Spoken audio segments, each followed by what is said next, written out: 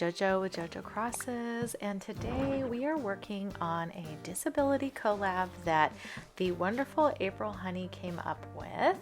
This is the island of Cozy Cove. It is my forever island. I figured it would be appropriate to put it here since, well, this is a forever part of me. And I wasn't so sure that this particular thing qualified as a disability, but the way that everything was explained and the listing of disabilities actually did list it in there. So I'm doing it. It does actually cause a lot of issues and disabilities along the way, and it does kind of stay with you. So unfortunately, I guess it falls in the category, but my mind did not see it that way, and so I don't know. You guys be the judge, but we're gonna do it anyways. The disability that I've chosen is cancer, or ovarian cancer in particular for myself. Back in, 2014, I was diagnosed with ovarian cancer and actually uterine cancer all at the same time. And they were both two separate cancers. Lucky for me, they were not metastasized, nor were they connected. They were actually two separate cancers at the same time, which means that I was only a stage 1 on both of them versus like a stage 4, which would be like pretty much a death sentence, sadly enough. Anyway, I had to have a hysterectomy and go through chemo and things at the time. I lost all of my hair. It was an ordeal. And sadly enough, also in my family, my grandmother died of lung cancer. However, she was a smoker. It turned from lung cancer to liver cancer, and it ultimately took her life. And then my mom passed away at a very young age of 36 years old from colon cancer. There is actually a test, genetic testing that we all went through. We didn't all go through it. I'm sorry, I went through. And I actually tested negative for anything that runs familial, but it did say that it was pending because my grandma's Indian and there's not enough Indian people to test from. And I mean Native Indian, actually, American Native Indian. She was Cherokee. So anyways, also adopted though, unfortunately, so we don't know enough about her family history. So anyway, long story short, there is a relationship though between colon cancer and then ovarian and uterine cancer and breast cancer. There often is it's called a triad or a triangular triad in the medical world. And so they thought that maybe that's what was occurring in our family, but so far it came back negative. So I'm hoping that's not true. But in any case, the cancer that I had has about a 15 to 20% chance of returning, which is unfortunate. So some of the damage that was done to me, obviously could no longer have children. That is a permanent thing. And then also I had a lot of nerve damage, bone damage, and so I do have lower back, upper neck, hip and knee pain sometimes because the chemo unfortunately deteriorated a lot of the lining that helps some of the joints heal and things. So I guess if you look at it that way, it can be considered a disability because it does leave you with permanent damage. But I always see disabilities as a permanent thing versus something that you have temporarily, which is kind of how I was looking at the cancers. But that is probably the rationale between why they would list it as a disability. And also it can return. And so that's something that, I have to keep an eye on. Anyway, as far as my build goes, you saw I was putting down a bunch of flowers. I had some help. I had my friend Kitty come over from Everbrook, because this island of mine is my forever island. So I do not use treasure islands or anything, but I do use friends. And so Kitty came over and helped me. I needed to fill all these holes of flowers with some more black flowers, and she happens to have a bunch of them on her island. So Kitty came over and filled in all the little dots that I needed filled in, which was amazing. So thank you, Kitty, for helping me with this build. I really appreciate it. It's really fun and awesome to have friends in the community that you can turn to if you need help or just want to hang out or have fun. And Kitty has been a constant for me. Thank you, Kitty, with her confetti as always. I appreciate you so much. Anyways, she's amazing. You guys, if you don't know her, it's Kitty Crosses Animals. She's on YouTube, and she's also over on Instagram. And anyway, back to the build. This garden is a butterfly garden, and butterflies kind of signify new life. And I feel like once they told me that I was cured from the cancer, that it was gone, and that the chemo had kept it away, that I felt like I had a little bit of a new life, that I had been kind of blessed with the ability to go on and just keep continuing to live and grow and all of that. And so I was very thankful for that. The statue in the middle just signifies basically the girl that is kind of cut into pieces, in my opinion. So I felt at the time like part of me was being taken away, and I feel like this gal here is missing her arms. And although that's not the case for me, it definitely was taking part of my self away. Not only just in the idea of not having children anymore and things like that, but also just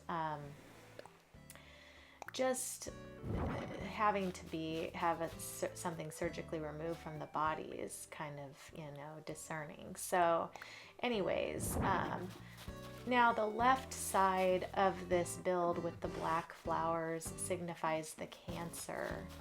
The right side of this build here is signifying the actual part of life. Like the cancer tried to take over my life. However, in the end, the color overtook everything, right? So now over here in the corner, I picked these two little bears, and they are to represent my two children who were constants in my life and also very affected by this. I actually want to put them together though. They were very fearful at the time that I had my cancer. My daughter had nightmares. I had to sit with her a lot at bedtime. When they found out, it was it was just hard. I have a son and a daughter. They're in their 20s now, but at the time they were young and didn't fully understand. And so I put them on the rainbow side, obviously, because they were a light in my life and kind of the reason why I wanted to keep going, obviously. And then this little bear here, I kind of wanted it to be bigger, but I didn't have it on this island, and I think I want to put it up here. This is my husband. This little bear signifies my husband. He was a rock during my cancer scare, always there for me emotionally and everything, and also he helped around the house and trying to do things when I didn't feel well. Chemo makes you feel very tired and also has a very toxic feeling in your body. And so he was just always there for me, helping me out and just, you know, I don't know. There were times where I had a lot of anxiety during this, and so I just kind of felt a little bit nervous, you know, and nervous that things weren't going to work or that the cancer would come back and whatnot. Still feel that way a lot of days, you know. If anything goes wrong with me, I feel sick or ill, I always seem to think that I'm having cancer come back. So it's going to always be a lifetime of anxiety in that regard. And so the wheat field is kind of like the barrier between the outside world and the person who is suffering with the cancer. I do feel like there is a time where you kind of feel a little isolated. And so, because sometimes people around you have never had an illness like this. And so it definitely can make you feel a bit isolated, as if you're the only one that's ever gone through this. We all know that's not the case, but I'm just saying the feeling is there. And so I put the wheat field around to just kind of signify that a little bit. So mostly this build is kind of a symbolic build. And yeah. So as far as disabilities go, though, I will tell you this. When I had my cancer and I was walking around with my handkerchief on my head because I didn't have hair and stuff like that, I found that if people saw you with that on your head, you would get a very sympathetic, poor you type look from people. As if they were like, oh, I'm so sorry that you're going through this. And, you know, I don't know, just like, it was just an interesting feeling. And I don't know why I'm picking up all this wheat field. I think maybe I didn't really like the way it was situated, and I wanted to put something else down here. But then we'll definitely plop it back in here. I think it just needed to go in a different location. So, but anyways, there was a lot of that poor you kind of look, and I kind of wish that wasn't the case. So just coming from someone who has been through this, I would say if you come across someone who does have a handkerchief on their head or whatever, you know, I just treat them normal. Just talk to them like it's any other day. I think there is no normal in their life. It's very tumultuous and high anxiety, and there's a lot of days where you feel kind of panicked and upset or worried. And so it's really nice just to be treated like a normal person, like without any, as if you have no problems whatsoever. So in that regard, I would say, you know, oh, and this little part right here is like me, me laying there just having to take it and feeling like I was going to be overtaken by the cancer. And so that's why I put this little thing over here in the black section, because at the time I did feel like it, but as you see, like I'm right by the flowers. So I'm definitely knew there was hope. You know what I mean? I knew there was a light at the end of the tunnel, and that I didn't know that I would be okay at the time, but I felt like there was a chance, especially since once they did all the testing and found that my cancer was not spread around my body and that it was just isolated to where it was, I felt so much more relieved, but still really worried because I knew what kind of things could happen. As a nurse, I knew more than I needed to know. Now here I'm just showing you, I made my own ribbon, you guys. This was with no help, which is amazing for me because I am not the kind of person that can do this sort of thing. But I did it, and I was so excited that I actually was able to do it. And so, anyways, I was just proud of it. So I wanted to show you that I actually did this on my own, and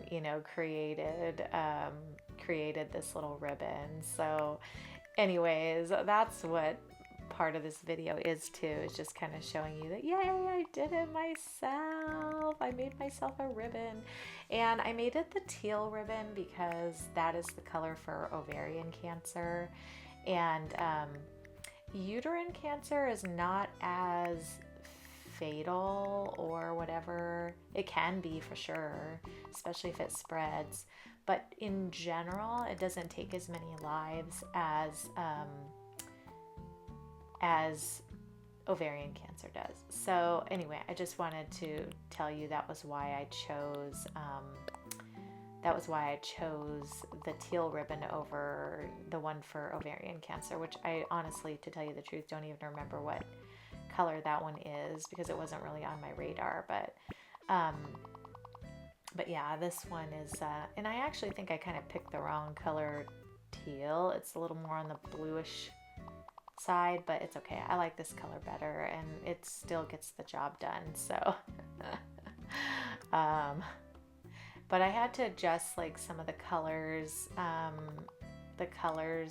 for this, and add a little bit of texture and things, which I'll honestly say I learned from April Honey, because she's amazing.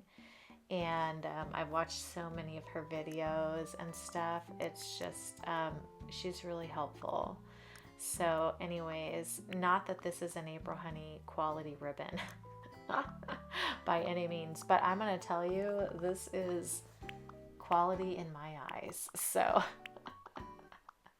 anyway, I was pretty proud of it. But back to disabilities though, and everything. As a nurse too, I just want to tell you, really a lot of people who are out there and experience disabilities and stuff, I think honestly they all just want to be treated like a normal person, which they are. They are an absolutely normal person who just was born with or became disabled, had some sort of disability encroached on their life, and but what they want to do is be normal. They want to be treated like a normal person. I would say, like, if you see someone who has a disability and is struggling and looks like they might need help, just ask, because it may be that they want to struggle. They want to do it themselves, and they may not want you to help them, but just ask, offer your assistance. Let them know you're there for them. And I think that's all they really want, is that, you know what I mean? So, just saying, like, that's what I've picked up on for a lot of these wonderful people, is that a disability doesn't mean that you can't be a normal person, that you can't be a human. And although a lot of people do struggle with that, depending on the disability, they may not need your help or anything. They just may want to be doing things on their own. So I keep looking over at this little thing on the left to kind of let me see, like, how's this ribbon coming along. I find if you add like a little bit of extra or different shades of the color in there, it kind of gives it a little more of a realistic effect, and instead of not having it. And so I try to add a little bit of that just for some texture and things like that. Like I said, this is not pro by any means, but it is the best that JoJo can do. Let's just put it that way. So I was still pretty proud of my ribbon. I thought it turned out pretty good. I didn't even look to see if there were any ribbons online. I also made it a little bigger just so you could see it a little better. So I had gone back to do that. But yeah, I was so proud of it. I thought it turned out pretty good. And I'm happy with it. So we're going to go ahead and close this out, put this on the ground, and then we'll do a little walkthrough of the area. So yeah. And I didn't also find, I didn't know what to call it, and the length of title can only be so long, so I just did that. And then we're gonna plop a ribbon here. I can't remember if I put it a bunch of places or not. I don't think